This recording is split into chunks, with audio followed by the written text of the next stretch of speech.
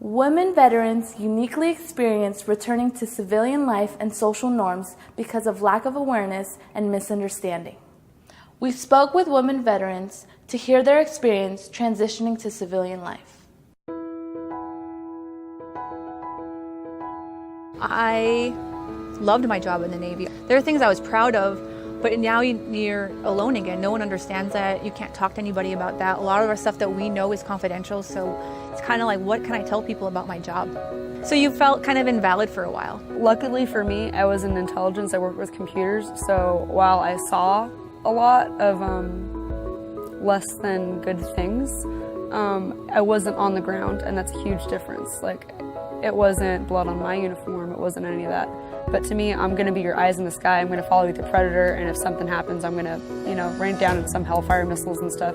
And so while I am contributing to the fight, it's not the same as being down there. So I wouldn't say that I have PTSD or anything like that, so I'm blessed, I'm very lucky.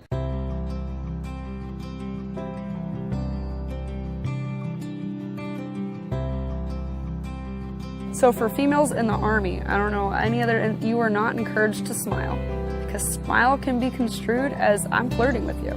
You can't show your, and I quote, pearly whites to anybody, because they could take it the wrong way, especially an officer, because that's fraternization. You will get written up.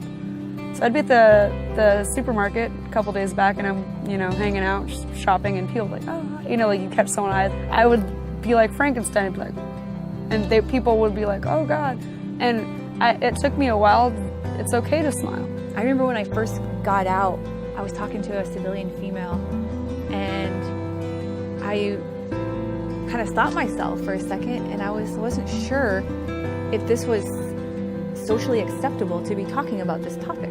And it wasn't anything horrible, like anything crude or inappropriate, but now I don't remember anymore. What is socially acceptable to say? When you have PTSD, you don't like not knowing what's behind you. And that's how you can tell which type of veteran they are too. If they're a combat vet, they're sitting on the walls, or they sit in a location where they can see the teacher and the door at the same time. I'm not a combat vet, I was on a Navy ship. I sit in the middle, but at the same time, I have to be able to see the door. So I can't just sit dead center where I can't see. And then sometimes civilians, they don't know what's also acceptable to ask vets. So then you get those questions. Oh, you're a combat vet. Did you shoot anybody? Very inappropriate question to ask somebody. That could trigger something that they've been trying to deal with internally.